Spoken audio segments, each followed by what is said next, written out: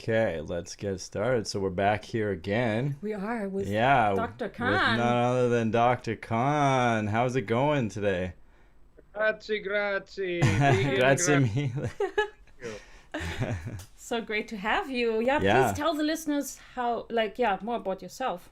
yeah. How For you people that became don't know vegan, you. your vegan story. Because, I mean, we see you in public, but we don't really know your vegan story. Hmm. I'm a world explorer. I'm standing in my medical office about 2 miles from where I grew up.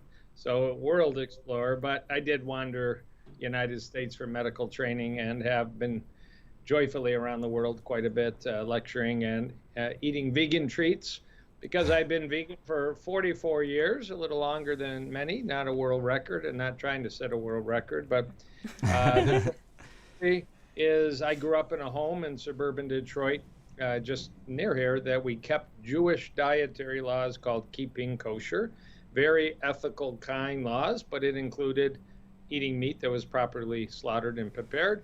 But I honored that. It was just part of the family tradition. And when I went up to Ann Arbor, Michigan, about 45 minutes away to attend at age 18 an undergrad medical school combined program, much like they do in Europe, but a little unusual in the United States. The first week in the dormitory, great salad bar, lots of food that I wouldn't eat by my religious rules and also wouldn't eat by the gray, ugly manner of the food. Nothing like my mother ever made at home. So I stopped eating animal products at age 18. The dormitory was the kick in the butt.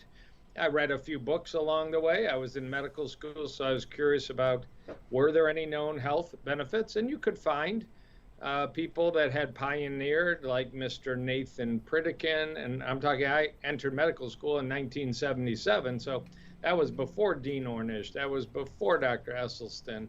That was before Dr. Barnard and before Dr. McDougall published data. So, there weren't a lot of highlights. Then John Robbins came out with a book called A Diet for a New America, but that was the early 80s and made a big impact or to kind of cement that there's an ethical side, there's a health side, and then there is an environmental part to all of this, which is a great thing to be able to do with just one decision: eat plants, don't eat animals, and you're done. What Mr. Rogers, if anybody remembers the great Mr. Rogers on TV, said, don't eat anything that poops. That's a nice little rule. Is that what he So said? He said that? That was Mr. Roger? there's many T-shirts that Oh, have wow. his name quote. It's a little simpler than the official definition of the British Vegetarian Vegan Society of 1944. That is a beautiful statement about not to use animals for our benefit, for food or for other purposes. It's a great way, but I like Mr. Rogers. It's simple. Yeah. We all should add that T-shirt to our collection. Don't eat anything that poops. No doubt. And here, 44 years later, I've been a cardiologist in practice 31 years, so every single patient knows that nutrition matters, that whole foods matter, and that the best whole foods are plant whole foods. And many of them have benefited enormously in terms of heart and other aspects of their health. So it's been a great joy to be able to know how to prescribe medication, surgery, procedures, but work hard not to ever have people need them by educating people on nutrition. So it's a real 1-2 punch that's just great. Yeah, that's great. So how did you become vegan? I don't know if people ask you that enough. They probably just ask you all the doctor questions, but curiosity. Just that growing up and adopting. So just to seal the story, that was age 18, 1977. It's called the East Quadrangle of the University of Michigan. It's a dorm, and that cafeteria made me vegan. Oh. But about maybe 4 years ago, I was in the capital of Michigan, Lansing, Michigan, lecturing to a huge room. I think there were about 1,000 dietitians in the room, their annual meeting on plant-based nutrition. Anyways, at the end of the meeting, a nice gentleman walked up to me, probably about 70, 75 years old, and he had a name badge. I didn't recognize it, and he goes, I was very important in your life. I said, well, that's great. Who are you? You're not my father. And he said, well, I was the food director of the dormitory you were in freshman year. It was my budget and my food, and you made a very good choice. The food in the salad bar was far healthier than what we were allowed on $1 a day to feed students. And you should credit me from now on. So I'm giving him a shout out. I have a picture I have his picture with his name badge. I probably should go back and remind myself, but odd pass. Not everybody has a health crisis. Not everybody has an awakening of ethics, which is a beautiful thing if you have that awakening, that as you're cutting in a chicken breast, you're cutting in the same animal that's in a farm going cluck, cluck, or cutting into veal, you're cutting into Mary Had a Little Lamb. People that have that epiphany, it's great. But I don't care how people get there. I'd like them to get there before a health crisis. But even if you are a health crisis, uncontrolled diabetes, blood pressure, obesity, heart disease, certain cancers, endocrine disorders, wherever you get there, we welcome you. I think this is a club that has great kindness and great acceptance, and we need to keep growing. So I think you already said it. We got to make it simple. Right. And too many rules. And, we don't have politics in our little vegan club, and we don't, to bash on people in our little vegan club, because we're only 2 or 3% of the population. We should be 20%, in my opinion, right now, growing to, 50% plus, because it's incredible. I just came from the grocery store by coincidence, and I always stop at my little special corner that's all the processed plant-based alternatives, and some of them are not very healthy, but sunflower seed cheeses that are out now. Ooh. And it's just a little bit on a cracker, Right. In fact, I know you guys just shared with me you're of Italian origin. I didn't buy it, but it was a nice wedge of Parmigiano Reggiano. Oh, Yeah. perfetto. Next time I'm back. Buono. A little too much coconut oil for my usual area, but honestly, just to try a shred, 'cause that's a pretty special cheese that comes out of I don't know if it's out of Parma. I don't know where. Actually, I think it's southern Italy, because that's where I see all the bufalino in the back. Yeah, that's where. Yeah. That's where when a caprese salad, mozzarella, bufalino mozzarella comes from southern Italy. I toured that area on kind of vegan food tours, so I didn't partake in the bufalino. But anyways, it's fun. Nice. We want people worldwide. Just come join us, and we won't judge you. You're For doing sure. right. You veer off a little bit, come back. Exactly. Yeah. Like, even if you're just interested, you're already a hero that you incorporate vegan food in your diet, even if you're not 100%. Who's really 100%? I mean, us as vegans, we don't say we're 100%, but we do our best, to contribute to a better world.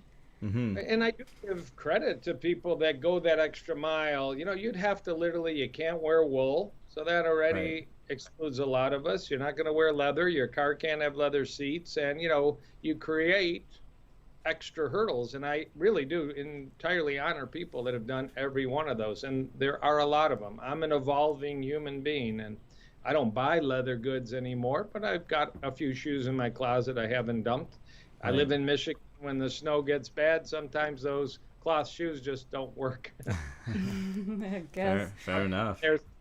I think it's exciting to see all the growth of the industries around veganism, and certainly clothes, perfume, makeup, personal products are just some of those that are surrounding the vegan movement. You see the car companies, Tesla, and we just saw Nordstrom's announce they're not going to carry any exotic leathers or furs anymore. I mean, there are great happening. It's going to get just simpler and simpler to actually be close to 100%. Totally. Yeah. Such a young movement, but such a powerful movement, It's evolving so quick. I mean, you can get cacti leather now. That's amazing. Yeah, pineapple leather. Yeah. Wow, so many alternatives. Many people credit 1944 when the British Vegan Society was founded by Donald Watson. That's when the word vegan was created. It didn't exist.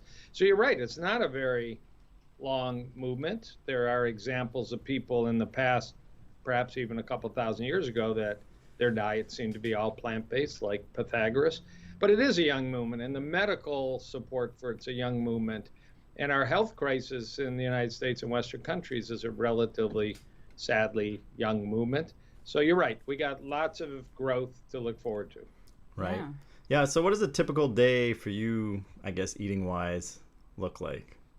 Yeah, it's. I'm sure it changes day to day, but just give us an overview of your favorites. Yeah, exactly. That you like to incorporate.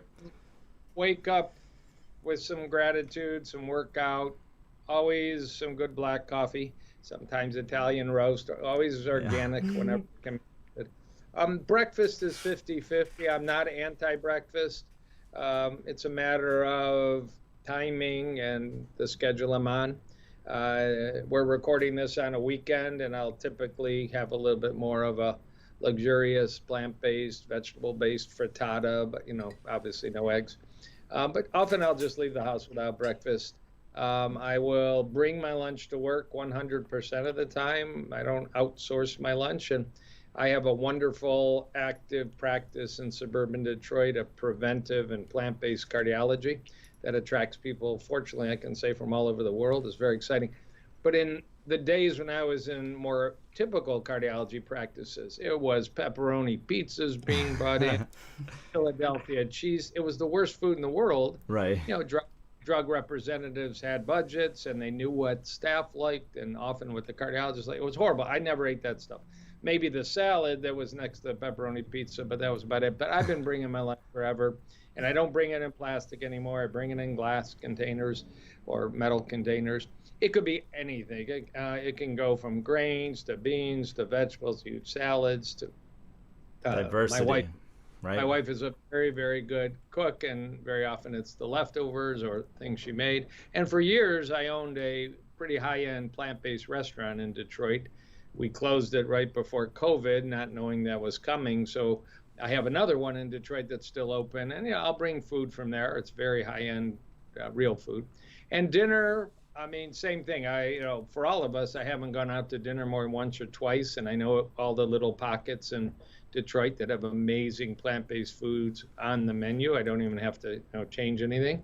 That's not like it was 20 years ago, where it was a baked potato and broccoli typically, while everybody else was eating something else. But I had my rules, and I never violated them. I wasn't eating shrimp cocktails out and not at home. That's 44 years of not doing that. In fact, I don't eat shrimp cocktails because of the Jewish dietary laws. Shrimp isn't on the menu. But, bottom line is, it's colorful, it's whole, it's fruits. I'm an apple freak, love apples. It's every vegetable on the planet. I just bought dandelion greens and, artichokes and, I'm trying to think what else I just, put in there. Organic cucumbers. I mean, I'll eat any vegetable, every bean, lentil, pea in the world. Soaked, sprouted, if possible, canned, if I want to have a quick fix in an organic, source in a can that doesn't have BPA plastic lining. Right. And then whole grains. I'm not gluten sensitive, so I will eat 100% whole grains, whether they're buckwheat, amaranth, spelt, whether they're 100%, whole wheat breads and such. Bring them on. They're all good. They're all good to know. Yeah. All right, we're going to get some... Amaro, a little digestivo before you go to bed. Yeah, right. Yeah. We're getting some interesting questions. There's a lot of talk about TMAO. That's this new, it's brand new-ish coming in. Can you give us an overview of why it's not a good thing for the human body and just how it kind of all works? You can keep it pretty brief. I know it can go pretty in depth. I jumped on the TMAO bandwagon in 2011 because that's really when the exciting human research came out.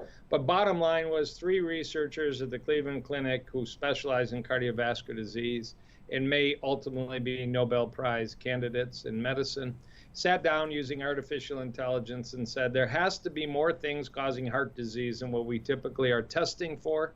Using AI, they identified 3 compounds, one of which was trimethylamine N oxide, better described as TMAO. They did some human studies. They got a lead. This may be actually a factor in creating heart disease. It's found in the blood.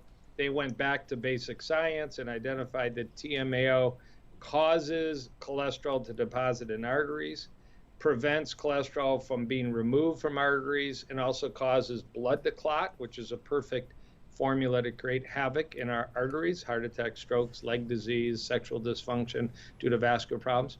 They then found real quickly in animal models and human volunteers, if you eat red meat and you eat egg yolk, there are compounds in them that will cause your microbiome, your gut bacteria, and your liver to create TMAO in the blood.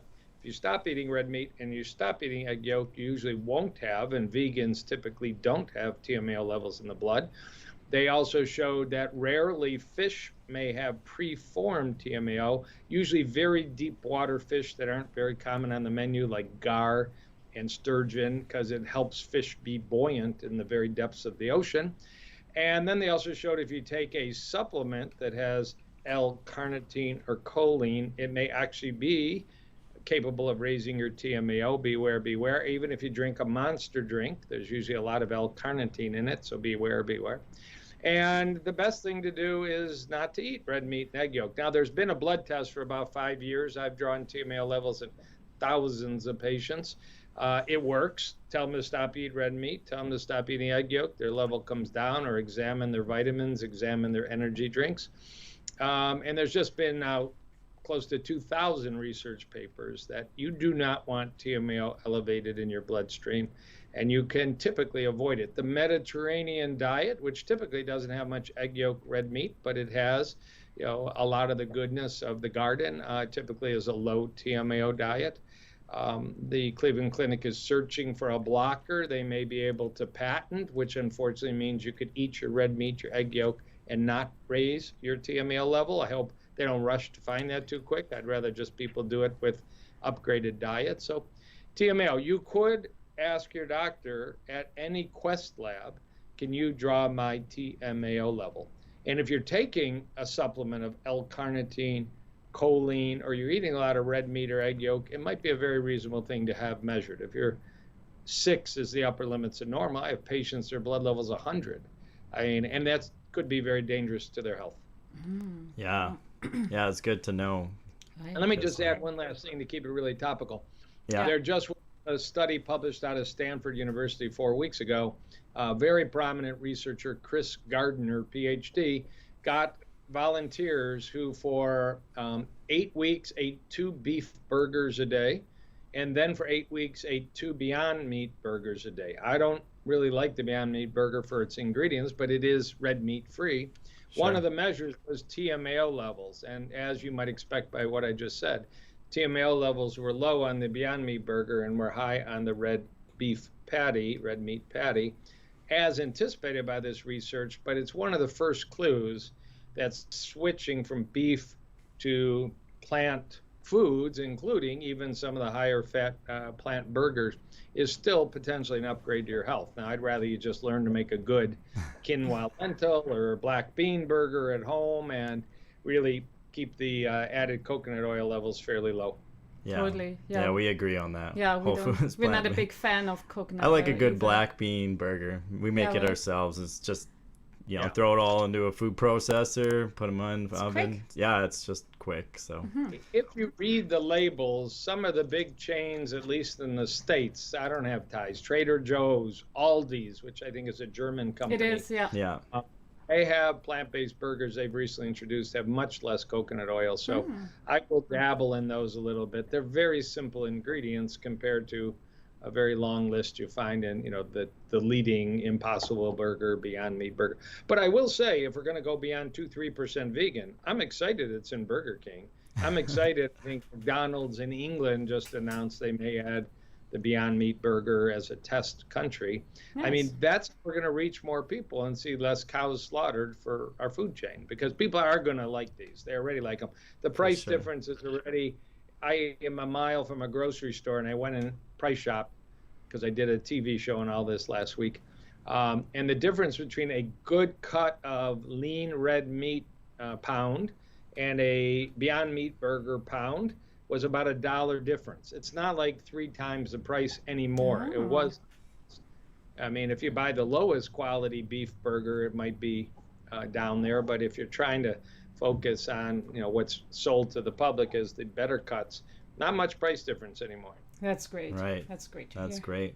Speaking about kind of unhealthy foods, a lot of talk of difference between, does saturated fat cause heart disease? Does dietary cholesterol cause heart disease? Does sugar cause, heart disease? What's your take on kind of those 3 things that people are kind of back and forth with all the time? Buttons. These are my hot buttons, but I'm glad and you did research or we have the same brain. again, I'll try and be brief. After World War II, at least in the United States, but also in other countries in Europe, we started to see a rise in heart attacks. Young, usually men, not only, 45 years old, started dropping dead of heart attacks. It was really a big problem, 1948, 1949, 1950. The government in the United States and other places started spending sizable dollars. Why do people have heart attacks? Because we didn't get this on 2 tablets of Mount Sinai. We have to do science. Right. And quickly, smoking and blood pressure and cholesterol and diabetes and genetic mom, dad, brother, sister, early heart attacks. But that's not really the root cause. So some really forward-thinking scientists, epidemiologists, nutritionists quickly did some evaluation, retrospective, then prospective. And at first it was thought all fats in the diet may relate to heart attack. But we were able to focus down, and much more significantly from a statistical standpoint was saturated fat. Red meat, lard, butter, cheese, egg yolk, croissants, and coconut oil. Right. And this was quickly made public information by the early 70s. The country of Finland was suffering the highest heart attack rate in the Western world. It was insanely high. They instituted a public health program in the late 60s called the North Carolina, I think I got that right. For some reason, my brain's stopping for a minute. Program. And in 5 years, by just shifting the food with lower saturated fat, they actually got the sausage makers to put some beans in the sausage, lowered the saturated fat. They instituted margarine instead of butter. Nobody likes margarine, but they did. Heart attack rates fell 85% in 5 years. Wow. They expanded the public health effort to the whole country. The whole country benefited shortly thereafter. Interestingly, other things improved. Cancer rates fell. Overall death rates fell. So saturated fat is the real deal. You want to eat a low saturated fat diet, which is why when you flip those plant-based burgers and the first ingredient is coconut oil, 85% saturated fat, you should beware. Now, in 2010, with a lot of dairy money funding and later some beef and egg funding, articles and Time magazine and TV shows and a book called The Big Fat Surprise in 2014 tried to question 50, 60 years of science. And they did it very effectively using the media, and they brought confusion to the public, and many health figures started saying, oh, we got it all wrong, there's no connection. So I report on this stuff, and just 2 months ago, what's considered the highest level scientific review body in the world, it's called the Cochrane database out of the UK. They looked at all the data and they said, no, nobody got it wrong. You lower saturated fat in the diet by eliminating butter, lard, eggs, cheese, red meats, fatty marbled meats, but it includes chicken and fish, which are sources of saturated fat, croissants, things baked in butter and lard. You will lower your risk of heart disease. Not one media outlet, except my blogs and YouTube's report. And to this day, I think I've seen 2 or 3 reports on it that I didn't generate myself. But anytime a report comes out that suggests you can eat meat, butter, and eggs and not have a rise in heart disease risk, makes headlines worldwide. It's a very, very black stain on the media. And it's funded by, this enormous multi-billion-dollar food industry that's, fighting the change to go healthier and more plant-based. And, the meat farmer and the dairy farmer are kind of the taxi cab driver of 10 years ago. They're going to see their industry disrupted by, changes in palate, changes in technology. It's happening right now. Totally. Yeah. No, yeah, I agree. What about, so you don't think sugar has any effect maybe on especially like heart white disease? sugar? Thank you for bringing that back up. So Yeah. that was the big debate of the 1960s and 1971 particularly, because the leading researcher in the United States, Ansel Keys, PhD in Minneapolis, had an adversary in England, John Yudkin, MD. Yudkin was arguing it was sugar. Keys wasn't arguing. He had data that statistically the amount of saturated fat in your diet was a much stronger predictor than sugar. Sugar did predict heart disease, but when you deal with statistics, there's those that are more powerful predictors and those that are less powerful. Right. On a basic science basis, sugar doesn't directly cause atherosclerosis. It's related to heart disease. We know that in the United States now, the more sugar you drink in beverages like Coca-Cola, the higher is your risk of heart disease. Is it indirect? because you gain weight, you get fat around your belly, you get insulin resistant, your triglycerides go up, your HDL goes down, you get inflammation. I mean, all experts know that the message has to be manyed, and it's lower saturated fat, lower animal products, and lower added sugar. Eat fruit. That's why I'm a freak for apples, but lower added sugar. And when you eat a whole food, plant-based diet without too many treats, you're going to eat a low saturated fat and a low added sugar diet, which is why boom, boom, it's so powerful. Right. Amazing. Yeah. All right. Well, we're going to get into some questions. Yeah, from our audience. Some audience questions. Hopefully they don't catch you off guard, but... Yeah. I hope so. You hope they do. Okay. You already trained with Joe Rogan, okay. right? Yeah, if you can battle Joe Rogan and Chris Kresser, I'm sure you'll be fine. Oh, yeah. I did. I got a tough question from Rogan on that show. It was about TMAO and fish. Right. Very honest. There's hardly any data, but that's what prompts you to go back, study the literature, and I wrote a blog article updating, and I've kept up on the literature. I mean, nobody can know every nuance, and if you find a nuance you don't know about, you go study it. So let's see if I learned something new here today. Probably not, but we'll see. How's that? This is the Pimp the Doctor section. Yeah. All right, so a viewer or a listener, I guess we could call him for a podcast, asked, how do you justify encouraging pregnant women and growing children to be vegan when it's never been done in all of human history? And there's not a single case study on healthy second-generation vegan adults from conception. Just go find Alicia Silverstone from the movie Clueless and ask her about her, I think now 10-year-old son named Bear, how healthy he is. That's anecdotal, but there are thousands, tens of thousands, maybe more of children that have never eaten an animal product from the day they're born. They may have started with breast milk. I don't call it mother's nutrition, but then they were transitioned over. I did not do that with my children who are in their late 20s and 30s. Probably should have. Interestingly, as many people will know, I think Dr. Benjamin Spock, the big child doctor guru of the past, had 9 editions of his book. And in the last edition, he completely transformed his nutrition advice to recommend whole food plant diets to families and children. But really, you can go to the United States organization, which has over 100,000 members, the Association of Nutrition and Dietetics, representing registered dietitians. And maybe it's as much as 4 years ago now, they had a position paper approved by the organization that at every age, pre-pregnancy, pregnancy, infancy, childhood, young adults, and on to old adults, a properly planned vegetarian or vegan diet. Now, it's not chips and Mountain Dew. It's all the colors and all the foods, and you don't even have to count macronutrients, but you have to have a pretty broad palate, do perfectly well. We have so many examples that we know it.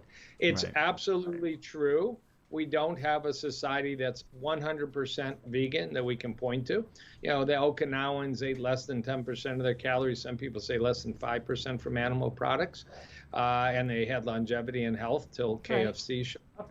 We don't have 100% carnivore communities, and nobody's beating them up. I don't know if they're raising their children carnivore.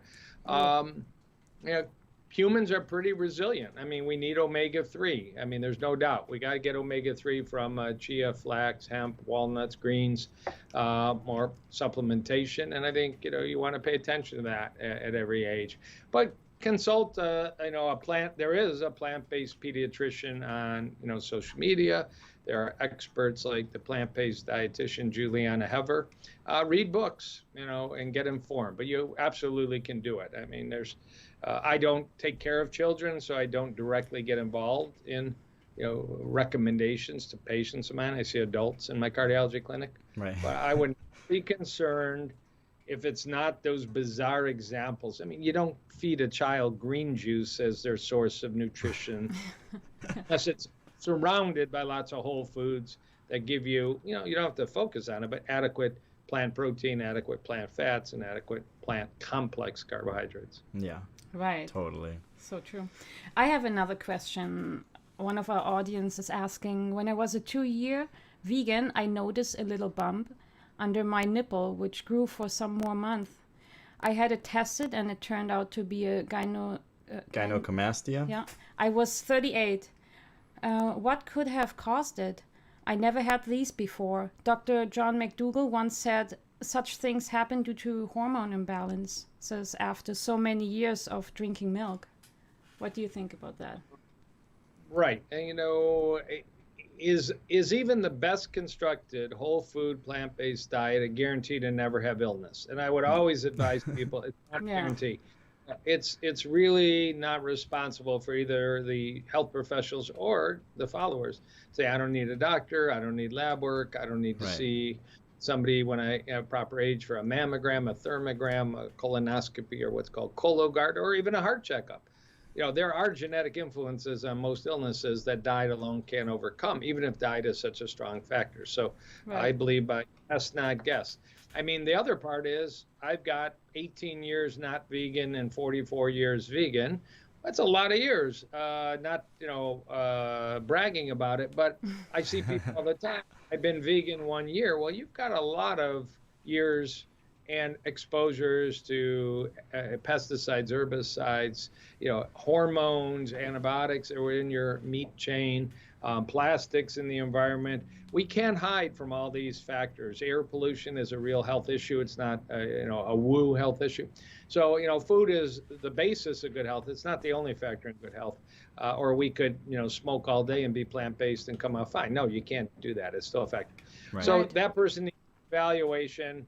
I assume it's a male. It is. I mean, there are people. There's a case report of a man who was chugging, I think it's 4 liters of soy milk a day and developed a mastio. That's about the only actual scientific reference when I looked at it 2 years ago that existed in the medical literature, and that's not very rational to drink 4 liters of processed soy milk a day. I'd rather you eat some edamame, some tempeh, some, you know, organic tofu, but mix it up with other food sources. But we do know that, in fact, plant-based estrogens, so-called phytoestrogens, actually block the estrogen receptor, which is why there's a lower risk of breast cancer. They don't stimulate the estrogen receptor. Your beef burger, if it's a female cow, will have estrogen, or if it's almost any cow, will have been injected with hormones. That animal-based estrogen does directly activate the estrogen receptor and may cause growth of abnormal breast tissues or uterine tissues or ovarian tissues or colorectal tissues. So beware the animal sources. I agree. They have the actual, you know, hormones and the actual estrogens, and they do. And proestrogens in it. Okay, so on to another one. So is there a link between eating plant-based diet and improved cognitive ability, especially in the aging population that face Alzheimer's and dementia? I so hoped it was the sexual question, but we went to the brain. It's all right, don't get to make them. Went to the upper brain, lower brain. But anyways, they're connected. Truly, Dr. Ornish, Dean Ornish, MD of San Francisco, a hero by any regard in the scientific world, announced recently he's launched a prospective randomized study, much like his heart research of the 1980s and his prostate research of the 1990s to 2000s. He's going to be studying people with mild cognitive impairment, some condition that has risk to going on to the definition of Alzheimer's. Nobody's ever shown you can reverse Alzheimer's. Maybe we can, but you probably can reverse this pre-stage. So we'll have some solid prospective data, and I don't know if that's going to take 2 or 3 years, but that's exciting. In general, you know, it's not enough to focus on a whole food plant-based diet. There have been, at a variety of times, reports that vegetarian diets are associated with depression. When you dig deep in those studies, there are horrible statistics, there are horrible association studies, like is true of some, or maybe even most nutritional epidemiology. There are scattered reports all over the place about better mood and better affect with cleaner diets and whole food diets. And in terms of memory function, I mean, a lot of dementia is vascular dementia, either the big arteries, carotids, vertebrals, internal carotid arteries, or the very tiny microvascular vessels that are harder to image. And that's cholesterol, blood pressure, blood sugar, inflammation. And we know that clean plant diets are anti-inflammatory, tend to lower blood sugar, blood cholesterol, blood pressure. So they should work, but we have to study it. And I would certainly recommend it. Dr. Neil Barnard 10 years ago wrote a book about whole food plant diets and brain function. I recommend to anybody, or the Alzheimer's Solution by the Dr. Schurzai of 2 years ago. I'd recommend that book to anybody. Amazing. Yeah, it's good to know. Yeah. Okay, this is probably the most generalist question you'll get, but how do you prevent heart disease? I'm sure you could talk for 10 hours on this, but I think we know the answer. Again, during this period that I mentioned where heart attack rates rose in many Western countries, including the United States and Canada, we learned it's called the Framingham study, Framingham risk score, Framingham risk factors, smoking, diabetes, high blood pressure, high cholesterol, mom, dad, brother, sister having early heart attacks. Well, you can't necessarily change your family history. Don't follow their bad habits. But avoid smoking, high blood pressure, high cholesterol, and diabetes. And much of the time, you can do that as early in life as possible with fitness and a plant-forward whole food diet. So just get on the bandwagon early, and hopefully you'll be like me at approaching age 62 without any of those diagnoses. And I would wish that on everybody too, and being no medication. Now, beyond that, there are genetics. I urge all my patients, and I write blogs to urge everybody, get a few extra labs, do a blood test called high sensitivity C-reactive protein to know if you have inflammation markers in your blood. It's inexpensive. Maybe get a 3-month blood sugar called hemoglobin A1C. There's other things you can do like fasting insulin. My favorite, and the topic of a book I published in March, check a genetic cholesterol called lipoprotein a, if I may for a minute. That's the cover of the book, only because I have it sitting right there. And it's an awkward word, lipoprotein a, the heart's quiet killer. Of course, the book's in booksellers online. Lipoprotein a is inherited in 25% of us. That's about 1.8 billion people worldwide, and it can clog your arteries and clog your brain vessels and cause heart valves to get scarred and damaged. Nobody checks it. It's a simple, inexpensive blood test. And diet doesn't control it. So why does a vegan have a heart attack? Very often, nobody's measured their lipoprotein a, and it should be measured once in your life. That's what new guidelines from the European Society of Cardiology recommended in late 2019. How else do you prevent heart disease? Check. I want to just real quickly, at age 50 or 45, a woman's recommended to have a mammogram, a thermogram. A guy and a gal are recommended to have colonoscopy. What about the ticker? So this is not a vegan platform. This is a cardiology platform. 25 years ago, we got a gift. We got a CT scan that now, for about $75 in Detroit, taking 10 seconds of just holding your breath in a circular CT scanner, about the same radiation as a mammogram, you can find out if you have silent heart disease. And if you find out you don't screw up your lifestyle and go off your diet, you stay on your path. But if you have silent heart disease, you got to intensify it and get some extra blood work and work on all that. That's called a heart calcium CT scan. And it's so easy and so inexpensive around the age 45 or 50, or maybe even a little younger if you smoke, diabetic, or have a scary family history. So there is the technology to screen for silent heart disease, and I recommend that people do that. It in the United States usually takes a prescription from a physician, and many physicians 25 years later are unfamiliar with this. I did write a book about 3 years ago called Dead Execs Don't Get Bonuses, How to Survive Your Career with a Healthy Heart. And a lot of it was about being sure that you get this test done and find out the 0 results, which is what you want, no signs of plaque. So I'm a 62, almost year-old vegan with a calcium score of 0 just a couple months ago, and I did Congratulations. it. Well, amazing. A lot of effort. It wasn't genetics. My father had heart disease early in life, and my mother had hypertension early in life.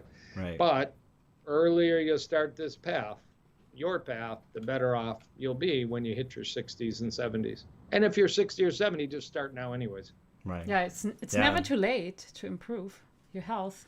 Yeah, I don't think it's ever too late. Never. Because, you can change the health of your gut in 2 weeks by going whole food plant-based. Totally. You can the health of your arteries in 2 to 4 weeks by going whole food plant-based. People talk about their mood and their affect improving 2 to 4 weeks, getting off crap, getting on whole food plant-based. So it doesn't take long, and age is not the factor. No, not at all. Not at all. Do you have any exciting future plans? Yeah, where can the listeners find more about you and what you do?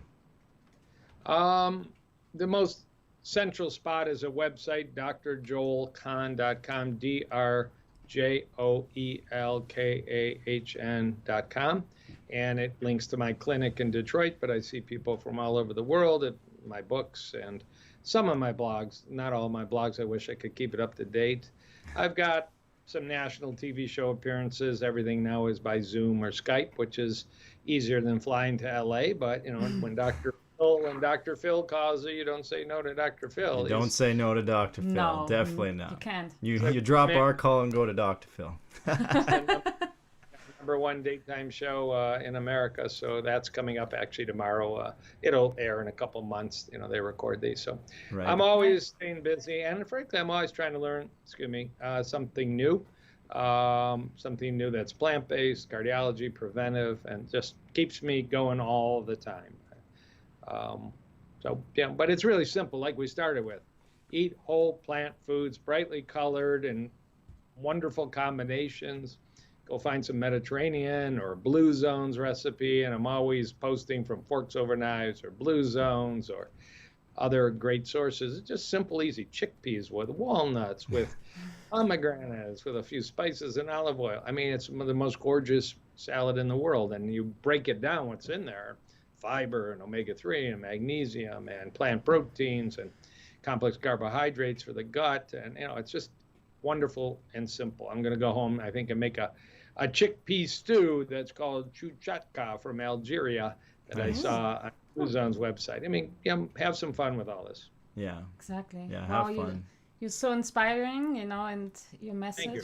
And I'm sure our audience, they learned a lot today, and we can't wait to hear more from you, you know. Yeah, and see you on Dr. Phil. Exactly. And keep on healing the world. Well, you too, because we have to be a team. It's no one single person, and everybody has their own avenue and audience, and that's why I always love to, you know, share a few thoughts with your audience. Thank you. That's great. Thank you so much for your time, and keep on vegan powering. Yeah. You bet. Thank you. Thank you. Good. Take care. All right, take care. Ciao, Dr. Kahn.